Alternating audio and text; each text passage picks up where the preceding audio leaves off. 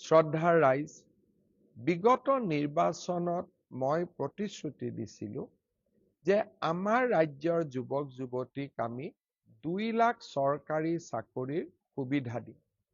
যোৱাবাৰ আমি 1 লাখ চাকৰিৰ সুবিধা দিয়াৰ কথা কৈছিলোঁ।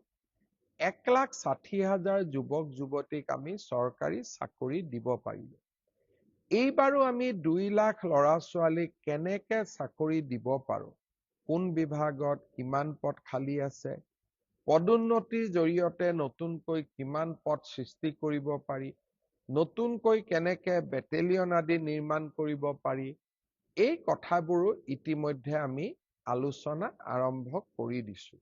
অৰ্থাৎ নিৰ্বাচনৰ সময়ত দিয়া প্ৰতিশ্ৰুতিবোৰ কেৱল মাত্ৰ নিৰ্বাচনী প্ৰতিশ্ৰুতি নহয়, ই আমাৰ উন্নয়নৰ মন্ত্ৰ, অসমক বিকাশৰ পথলৈ আগুৱাই লৈ যোৱাৰ এক আমাৰ বাবে পবিত্ৰ দায়িত্ব আৰু কৰ্তব্য।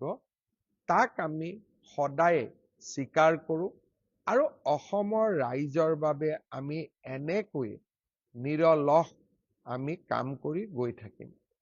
অসমৰ সংস্কৃতি, অসমৰ পৰিচয়, এই গোটেইবোৰ আমাৰ বাবে ৰাজনৈতিক শ্লোগান নহয়।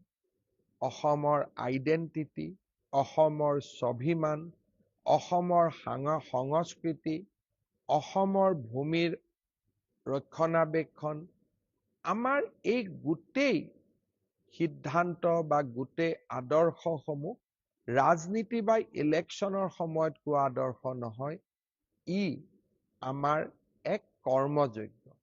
অনাগত দিনসমূহত অসমবাসী আৰু অসমীয়াৰ বাবে আমি নিৰন্তৰ কাম কৰি যাম।